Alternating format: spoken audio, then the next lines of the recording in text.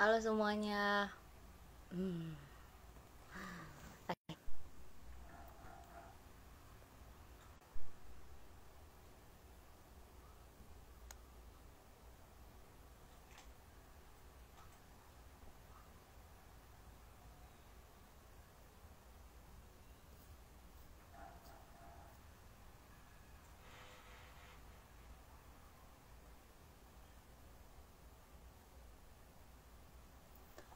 Waalaikumsalam warahmatullahi wabarakatuh.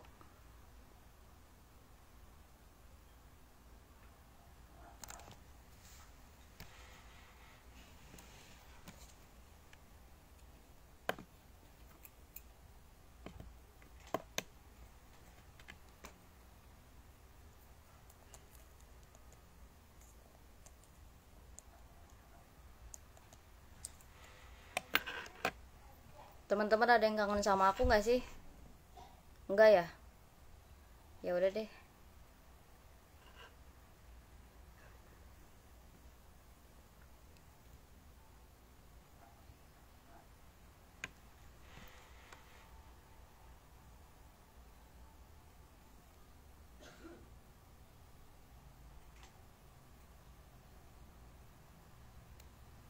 Suaranya jelas ya?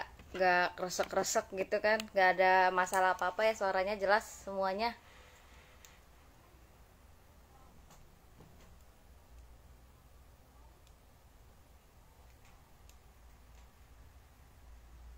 Meet up yuk. Ayo ntar kita meet up. Kapan ya? Boleh, boleh. Ayo semuanya temannya diajakin ya. Siapa yang belum masuk? Di absen soalnya.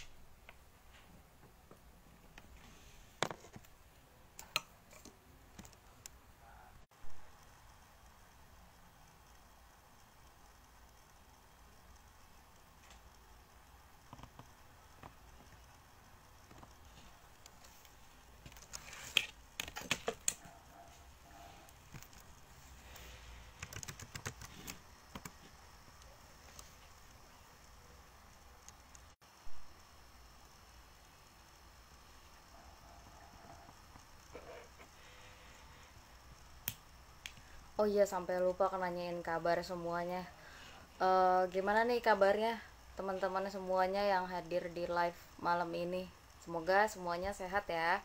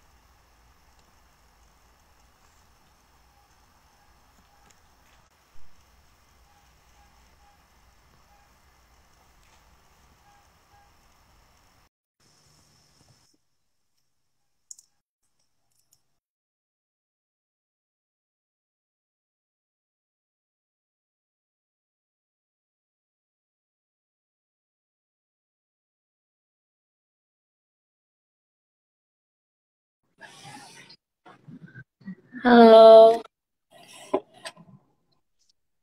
Halo, assalamualaikum Kak. Waalaikumsalam. Ya, kenalin kan nama aku, nama saya Marina Ningrum dari bidang desain grafis Nightingale. Oke, hai. Siapa tadi? Namanya Marina. Siapa tadi? Marina Ningrum. Oke, panggilnya Rina aja Kenalin kali ya. Karina ya. panggilnya boleh Marina aja atau boleh Rina, boleh Hmm, apa aja deh nyamannya. Oke, siap. Ya, boleh sebelumnya perkenalan dulu kali ya, Kak. Iya, boleh Oke, Kakak kenalin guys. dirinya. Perkenalin, nama aku Yumi Isabel. Untuk profesinya bidan. Saat ini bekerja di salah satu perusahaan swasta sebagai sweber. Tuh. Wah, Ada iya. lagi yang mau. Oke.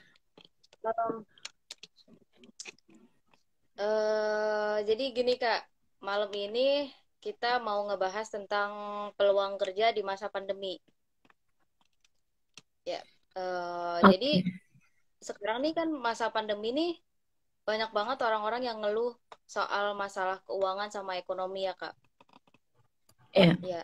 Kalau menurut pendapat Kakak sendiri, bener nggak sih kalau pandemi ini jadi penghalang buat orang-orang mencari rezeki?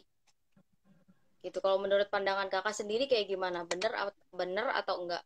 Gitu. Kalau menurut pendapatku sih ada benernya, ada juga enggaknya.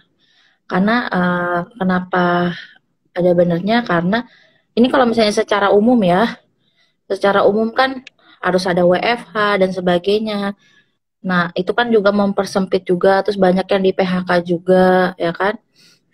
Jadinya untuk dari segi pekerjaan mungkin jadi dipersulit ya. Tapi kalau misalnya nggak benernya itu kembali lagi rezeki kan eh, Allah yang ngatur. Jadi kan tergantung gimana kitanya mau berusaha atau enggaknya. Bisa juga kan rezeki bisa jadi kita jadi inovatif dengan cara bisnis dan sebagainya. Walaupun bisnis menurun, berarti kita harus berusaha lagi nih. Apa kira-kira yang bisa eh, berjalan di kala pandemi ini gitu. Yang penting gimana kita cara berusahanya aja sih. Tapi kalau misalnya buat kayaknya kalau misalnya buat kayak medis kayak kita gitu, kayaknya sebenarnya seharusnya sih justru banyak lapangan pekerjaan ya. Tapi kembali lagi kepada teman-teman semua, kira-kira mau ikut terjun di dunia perkovitan atau enggak gitu.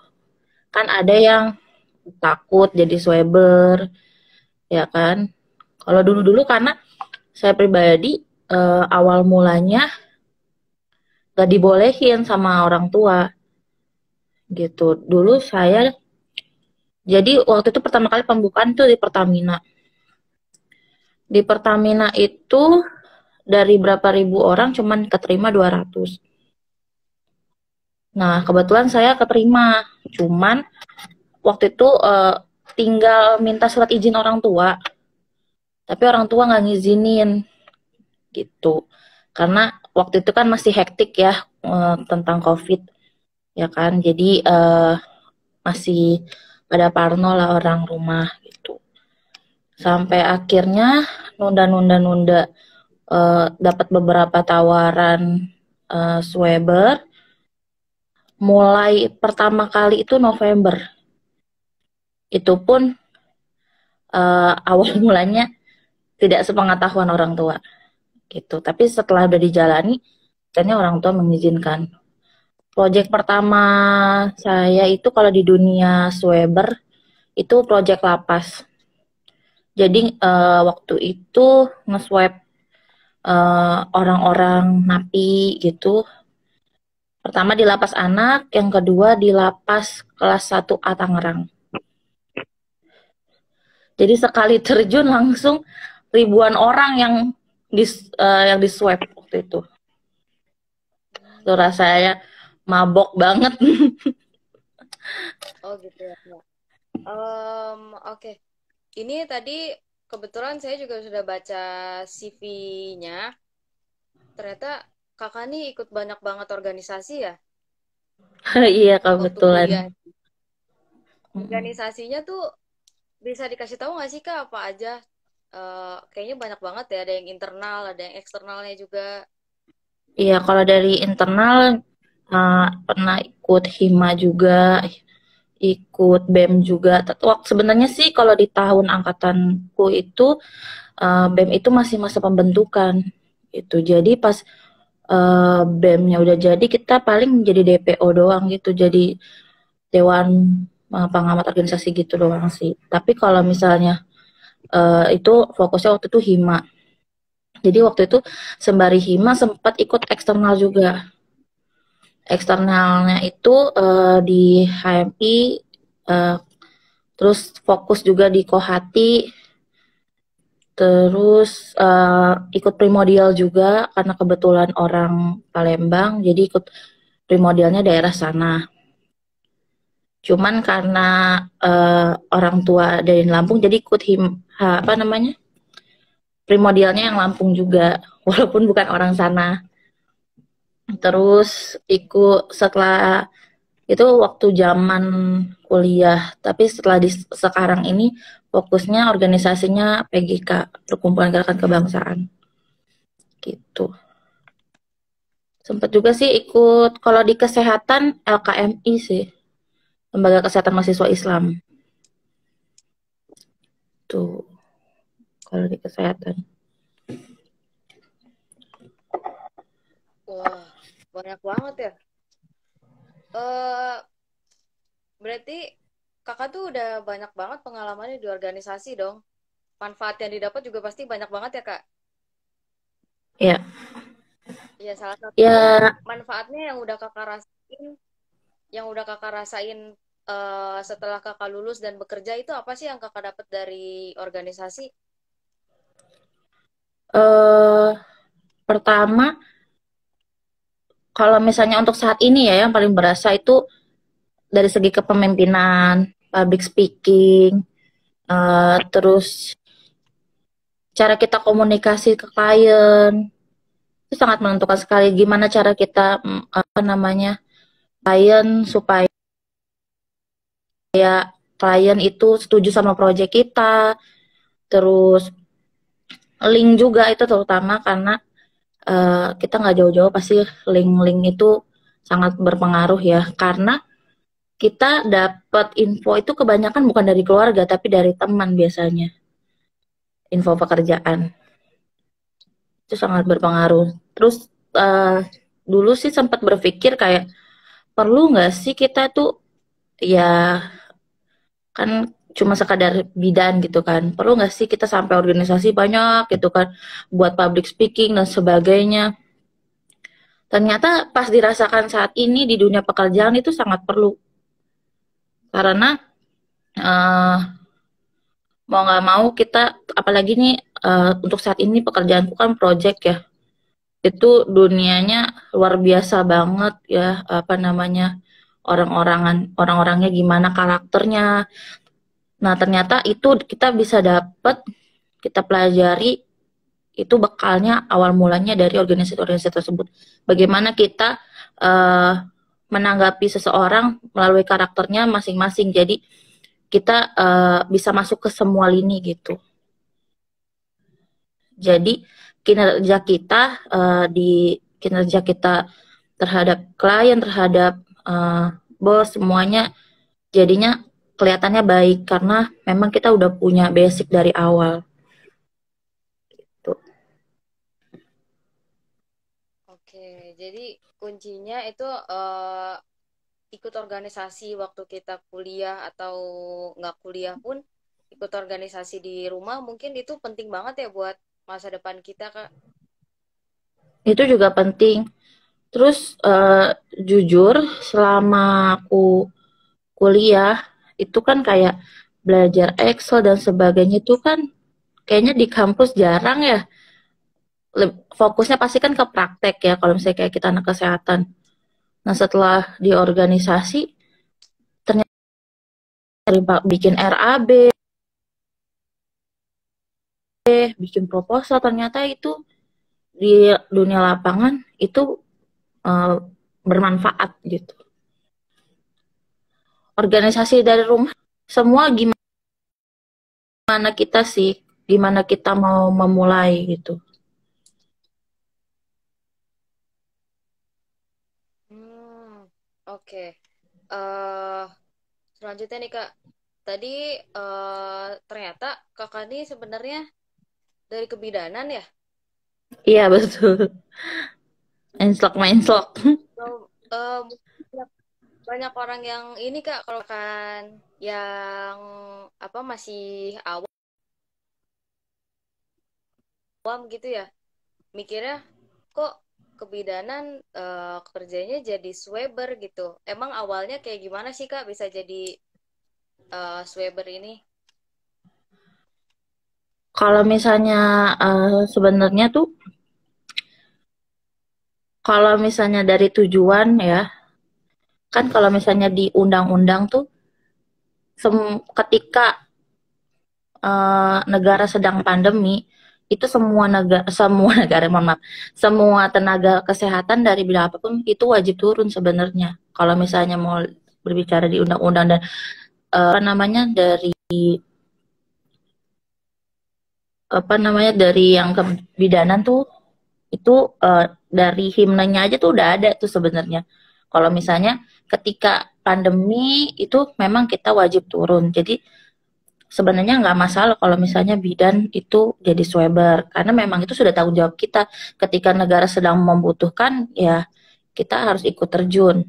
Nah, awal mulanya kenapa bisa itu kebetulan waktu pertama yang proyek lapas itu dipermasalahkan. Yang penting punya STR, terus waktu itu kan karena masih pada mungkin masih baru-baru tuh kan banyak butuh sweber. Jadi bidan juga dibutuhkan itu karena kebanyakan juga perawat juga waktu itu masih pada belum mau terjun juga karena lebih baik memilih di rumah sakit daripada terjun ikut COVID gitu. Itu tahun lalu. Nah, jadi kebetulan dapat peluang, dapat link. Dulu tuh saya awal mulanya home care ya, jadi dapat linknya tuh dari home care. Nah, setelah ikut terjun di Sweber, nah baru dapat link-link tentang link-link pekerjaan seputar Sweber. Jadi dari mulai di bandara, dulu setelah di lapas, saya awalnya memang mau kerja di sini, tapi ketika saya di PCR, saya positif. Jadi pertama kali jadi sweber, nggak lama positif gitu. Nah, setelah itu ya udah isolasi mandiri setelah selesai isolasi mandiri nggak mungkin kan kita diam aja, harus cari pekerjaan karena kan pengeluaran tetap harus berlanjut, ya kan? Jadi kita butuh masukan juga. Jadi saya ikut di sebentar lupa juga tuh nama perusahaannya. Pokoknya di daerah Ciputra, Ciputra. Ikut Project Ciputra. Nah, itu di Project Ciputra jadi asisten sweber waktu itu. Jadi asisten sweber karena di sana yang boleh sweber hanya analis kesehatan sama perawat. Itu pun perawatnya yang harus ber-STR. Nah, setelah itu saya pindah ke bandara. Nah, di bandara itu awalnya saya swebernya yang antigen. Nah, terus karena melihat CV akhirnya naik pangkat lah gitu jadi sweber PCR gitu. Karena kalau misalnya sweber antigen sama PCR kalau dari segi salary-nya beda ya gitu. Lumayan lah salary-nya, lebih lumayan salary-nya di sweber karena kalau di PCR kalau misalnya di PCR itu juga dapat home care gitu. Jadi kita datangin ke rumah-rumah buat nge-swab di rumahnya pasien gitu. Nah, setelah di bandara itu akhirnya saya memutuskan untuk pindah karena waktu itu posisinya di bandara untuk bonusnya dan juga yang home care, yang pekerjaan keluar itu nggak digaji gitu. Sampai detik ini saya nanya-nanya lagi katanya entahlah pokoknya dari bulan Januari jadi gaji saya dari Desember sampai Januari sampai detik ini belum dibayar. Jadi akhirnya saya memutuskan untuk mencoba lagi untuk masuk ke perusahaan yang sekarang ini. Alhamdulillah dilancarkan jadi bisa kerja di sini. Gitu. Soalnya untuk masuk ke perusahaan ini juga lumayan susah sih yang sekarang ini. Tapi sekarang kayak SOS juga lagi banyak buka lowongan sih. Sekarang sih kalau misalnya untuk medis kayaknya dari rumah sakit juga lagi buka lowongan. Terus banyak sih kalau waktu kemarin aku lihat di Jobstreet tuh banyak banget lowongan pekerjaan perawat.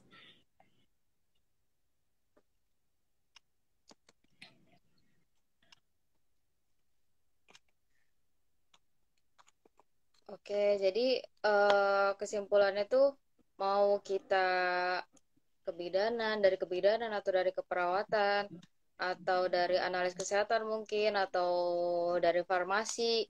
Kalau misalkan lagi dibutuhin ya kita harus mau nggak mau maju ya nggak sih Kak? Betul sekali. Sebenarnya kalau misalnya Yumi pribadi, semua pekerjaan sih selagi itu halal mah dilakonin aja karena suatu saat itu pasti bakal bermanfaat sekali. Dulu aku sempat jadi sales asuransi, aku sempat jadi uh, debt collector, tapi debt collectornya yang versi via online gitu kan. Walaupun aku nggak kuat cuma sebulan gitu kan. Terus pokoknya semua pekerjaan jalanin aja selagi itu halal gitu kan karena kedepannya itu pasti bakal bermanfaat juga buat kita gitu kan. Jadi tahu nih, oh kalau misalnya pinjaman online kita harus hati-hati, ntar kita digituin gitu kan. Terus ataupun misalnya aku dulu selain itu pokoknya jadi asuransi jadi tahu nih kita bisa melek juga kebutuhan kita apa aja gitu kan jadi ya kita jadi open minded lah gitu jadi selagi itu halal kita nggak usah terfokus juga kita memang bergerak di profesi kesehatan.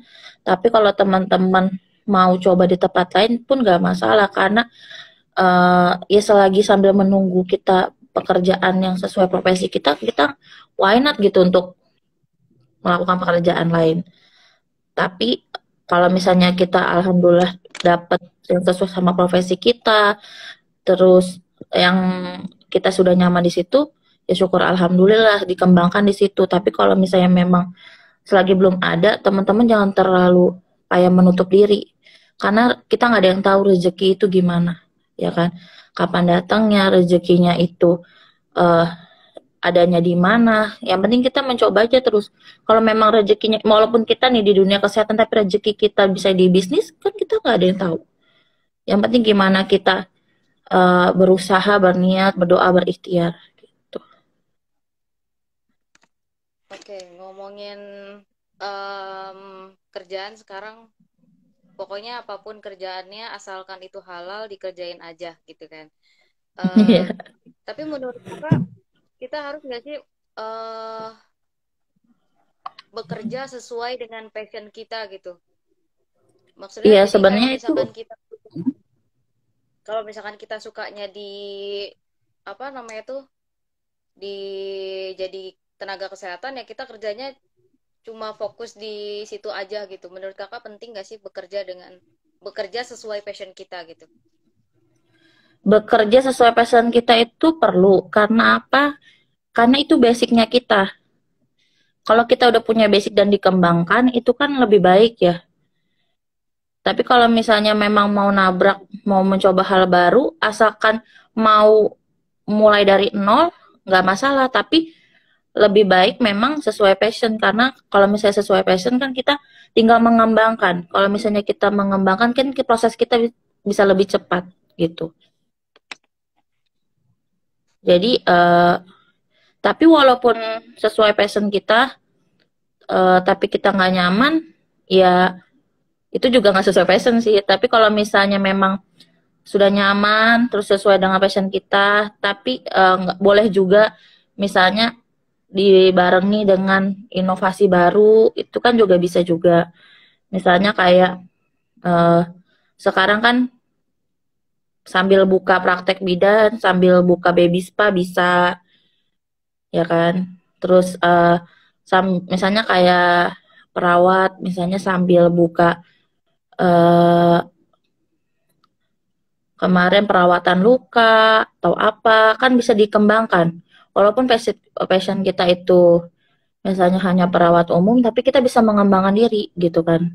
Bisa jadi buka lapangan yang baru, lapangan pekerjaan baru gitu kan.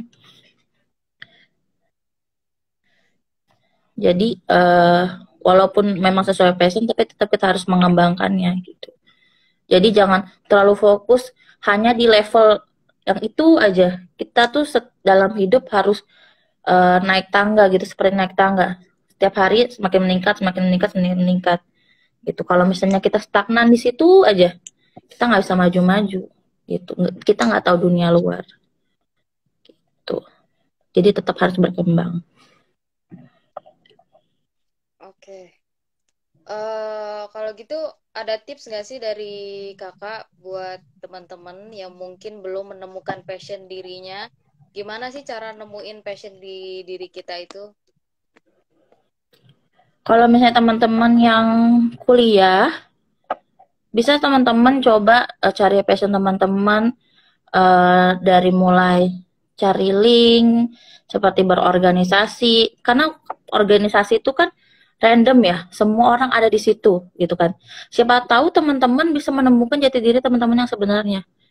Waktu dulu Yumi di organisasi, oh Yumi ternyata suka hukum, makanya sempat ikutin semua organisasi supaya apa? Karena tujuan awal mulanya cita-citanya pengen jadi menteri kesehatan gitu kan. Oh jadi tahu nih alur alur kita kalau misalnya mau jadi ke arah sana, apa aja nih yang harus kita kumpulkan ilmunya. Makanya berorganisasi jadi punya link buat ke arah sana gitu kan. Cari apa namanya, bagaimana cara untuk step-step menuju tujuan kita. Tapi kalau misalnya teman-teman tidak berorganisasi, Ya mungkin teman-teman bisa cari mandiri lewat seperti kalau untuk sekarang kan susah keluar ya. Bisa coba cari lewat Google, lewat uh, sosial media mendapatkan inovasi baru gitu. Jadi, oh ini kayaknya aku suka di sini nih gitu. Ini aku boleh nih kembangin terus sesuaiin sama basic kita gitu, sesuai sama profesi kita gitu kan. Dulu kalau misalnya Yumi karena pengen dulu pengen jadi pengacara kesehatan juga, karena kan advokat yang fokus ke kesehatan itu jarang banget ya gitu kan. Nah, itu makanya cari-cari info juga tentang seputar hukum gimana gitu. Atau enggak teman-teman mau sambil kayak suka bisnis nih gitu kan. Bisa jadi teman-teman sambil buka apotik atau sambil buka eh misalnya bisnis tentang kesehatan apa, misalnya kayak penyediaan eh, alat-alat medis dan sebagainya gitu.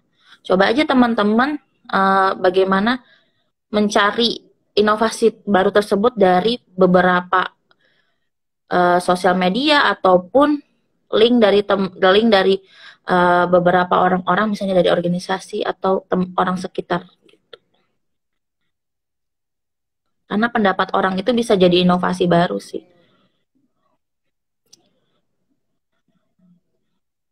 Oke, banyak banget tadi tipsnya ya. Semoga teman-teman di sini tadi nyatet poin-poin penting yang dikasih sama Kayumi ya supaya bisa dicontoh di kehidupan sehari-hari.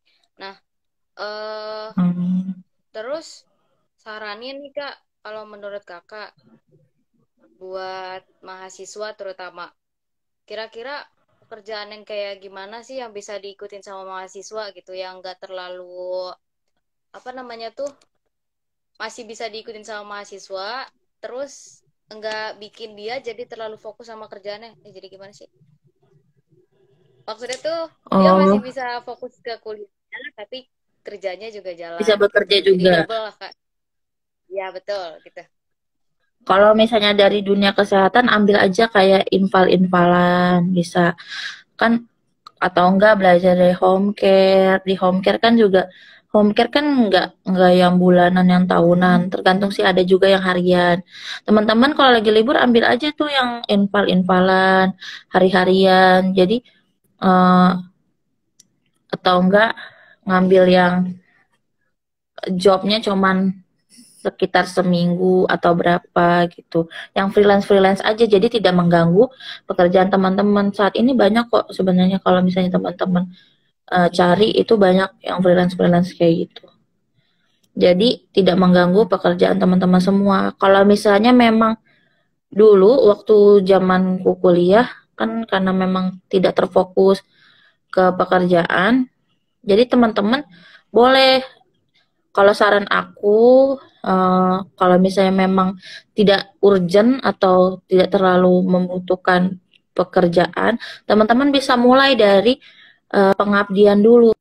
Jadi sebelum teman-teman bekerja mencari uang, teman-teman belajar dulu jadi kayak relawan gitu. Karena itulah di situ momennya teman-teman bisa cari amal lah gitu ibarat kata. Nah, jadi sambil uh, ilmu yang didapatkan di kampus sambil diaplikasikan buat belajar, teman-teman bisa jadi relawan gitu kan. Nah, setelah itu nanti dari teman-teman mencoba dengan pengabdian relawan-relawan tersebut, pasti teman-teman punya link tuh. Jadi ketika nanti teman-teman sudah lulus kuliah, teman-teman tinggal masuk ke sesuai passion teman-teman, maunya linknya di mana gitu. Kalau misalnya mau jadi relawan-relawan kayak gitu. Jadi kan nanti pas udah lulus udah tahu nih, oh mau masuk kerja di mana gitu, karena udah punya link buat ke arah sana. Tapi kalau misalnya memang mau bekerja, mau menghasilkan uang sejak dini, ya teman-teman boleh coba aja cari freelance gitu. Kalau misalnya pekerjaan tetap di dunia kesehatan itu sulit, karena kerjanya bisa jadi ibarat kata 24 jam atau enggak sip-sipan. Sementara kita kan ada jadwal kuliah gitu. Jadi mungkin bisa coba-coba dulu jadi relawan vaksinasi. Mungkin sekarang lagi Nah, bisa banyak gitu banget ya, tuh. Kak. Mm-mm. Coba-coba aja dulu dari mulai relawan-relawan gitu. Nanti kalau misalnya udah jadi relawan, teman-teman kan pasti kan ketemu tuh sama dokternya, ketemu sama kakak-kakak perawatnya, kakak-kakak medis lainnya. Nah, dari link-link orang tersebut itu nanti ketika teman-teman sudah punya bekal, sudah punya ijazah, sudah punya STR, nah tinggal teman-teman bagaimana komunikasinya nih ke orang-orang tersebut. Itu kan kita nggak ada yang tahu, siapa tahu mereka bisa bawa rezeki buat kita kan. Tuh.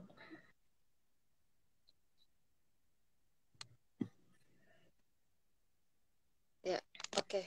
Berarti kuncinya segala sesuatu itu balik lagi sama diri kita sendiri ya. Mau atau Ya, enggak kita usaha cari tahu yang lain, yang baru. Kalau misalkan diri kitanya cuma stuck di situ, nggak mau cari tahu yang lain, nggak mau explore lagi lebih luas, berarti ya sama aja kita nggak akan bisa naik ke tangga selanjutnya kayak yang tadi kakak bilang. Betul, Kak? betul. Betul banget, Marina.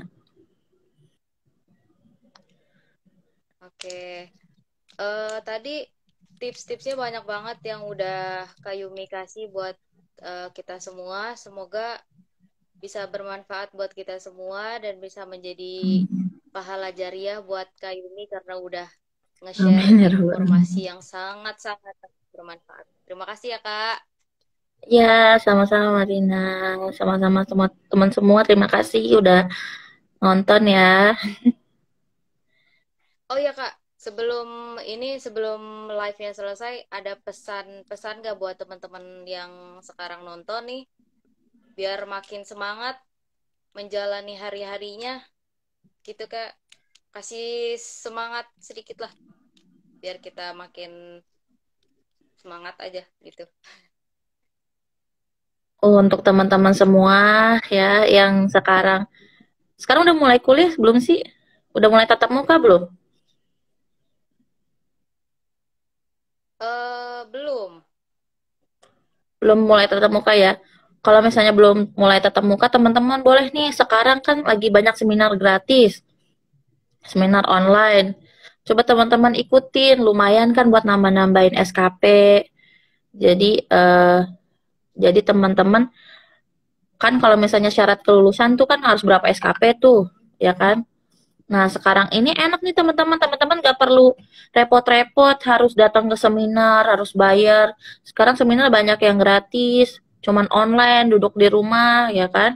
Dapat ilmu. Nah, teman-teman boleh manfaatin waktu luangnya buat ikut seminar, ya. Terus walaupun hanya di dalam rumah aja, teman-teman juga tetap harus dijaga protokol kesehatannya ya. Walaupun sekarang angka COVID menurun, tetap aja COVID tetap masih ada. Jangan lupa pakai maskernya. Sekarang maskernya double ya, masker medis dan masker kain. Gitu. Kalau misalnya masker medis sama masker medis tetap gak bisa teman-teman ya. Karena kalau masker medis sama medis dia nggak terlalu nutup, tapi kalau misalnya dicampur kain dia bisa nutup jadi rapet kayak N95.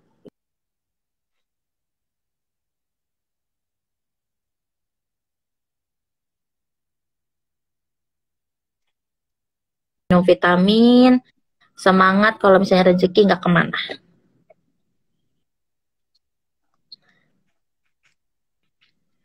Oke, terima kasih ya, Kak. Semoga Kak Yumi sehat selalu, semangat terus kerjanya. Hmm, Semoga nanti di lain kesempatan makasih. kita bisa ketemu langsung tatap muka. Terima kasih ya, Kak. Ya, makasih. Assalamualaikum.